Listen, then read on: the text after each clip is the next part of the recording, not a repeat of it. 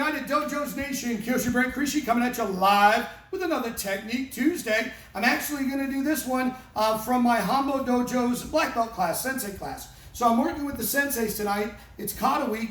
They teach all the colored belts. So I'm going to do a little bit of Bunkai. Now let me explain. Bunkai traditionally in every karate book says it means a fighting application. That's wrong. Right? Calm down.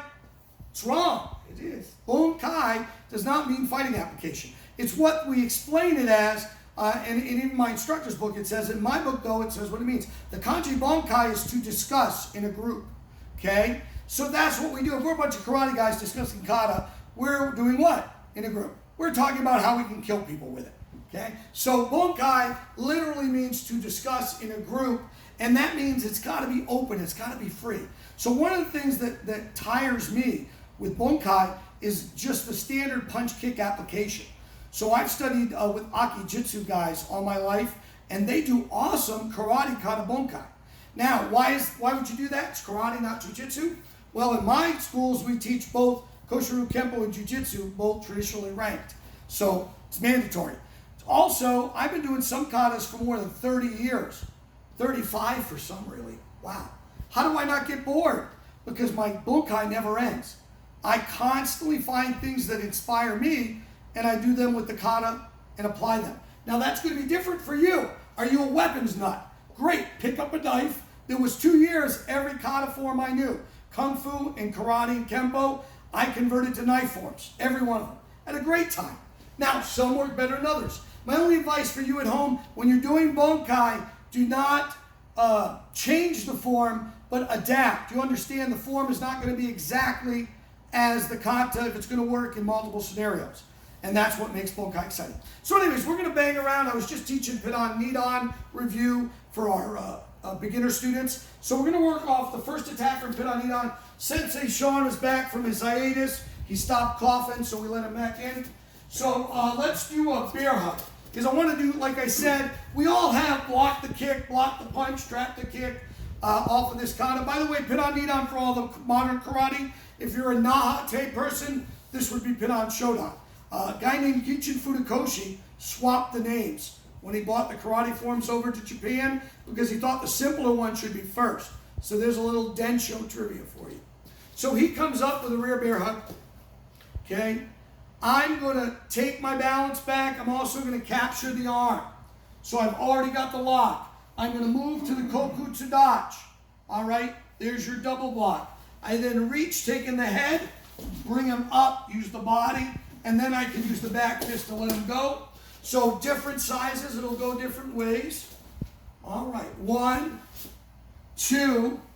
So I open up there. I can also use my leg stuff if I want to break the balance. 3, reach out. If you want to break the arm when you bring that down, you can.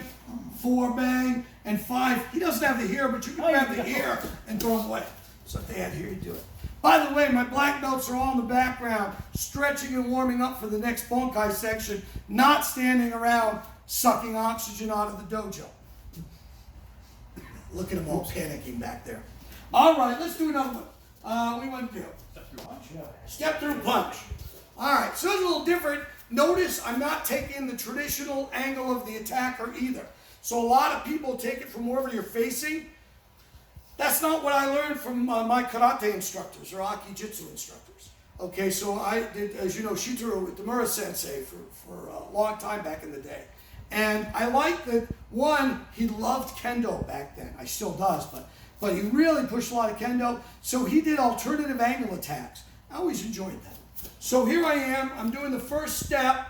So it's going to be a deep step through punch to escape and block. So I'm going to have to move what's called 2-to-1 concept. So don't wait till the punch is halfway there. See him and move.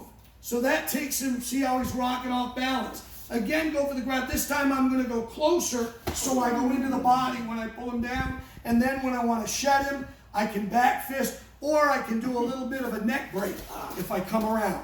But don't do that with your friends. Vacation has a price. So here we are again. 1, 2. Okay, make sure I'm deep center line. I don't want to be over here in line with the secondary. 3, go up. I'll grab the gi this time. Pull him in close.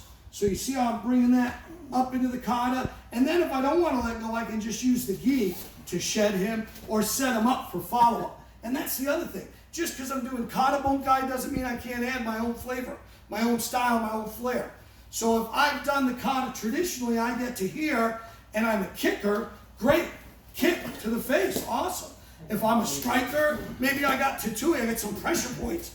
I can do ninja, maybe I'm a Vulcan, I can do a death. Well, I don't know what I'm doing. All right. It's been real hot here. All right, let's do one more. We got a weapon. Let's do a weapon. Wait, how about I get the weapon? Here's another thing. Hey, I'm talking to these people, sir. In weapon, a lot of times I work in law enforcement, corrections, bodyguard, stuff like that. I carry a weapon, okay? I still carry weapons to this day. All the karate schools seem to do, the bad guy gets the weapon, I don't got nothing. No, I don't like it. So I highly recommend you do bunkai with both parties. Armed, unarmed, armed, unarmed, armed, all the ways. So this time, let's say I've got the weapon, he's going to grab my hand because I've got the weapon. We'll do it this way, and check out Sean's back. So he's grabbed the weapon, okay, hand. I'm going to use the step out and capture the wrist, and then I'm going to bring him back by capturing the king.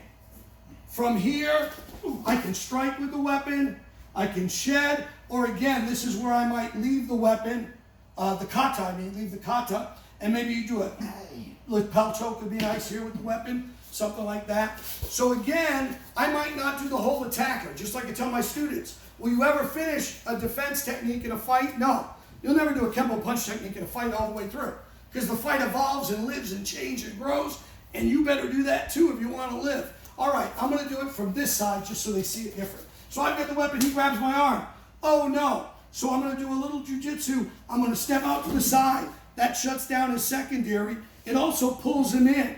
Now when I open up, I capture that king.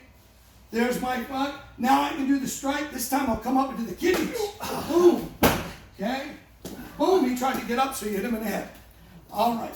Not that too bad. Okay, guys. So I had a little fun tonight. You got to have fun. That's the other secret. People ask me, I've been doing this all my life. I try to stay motivated, excited, because if you're not motivated, your students aren't motivated. You're kidding yourselves. I have great, loyal students, but if I'm not on them and I'm not active, they're apathetic. It's human nature. So this has been Bunkai 101, and I'm sure I'll get a lot of comments from traditionalists, and I welcome them. I'm here to share. If you like it, use it. If you don't like it, that's what the delete button is for, I guess. All right, but I love you guys. I hope you're staying safe. Remember, it takes a stronger man to be kind than to be cruel. So be kind out there, especially now. Love you guys. Thank you.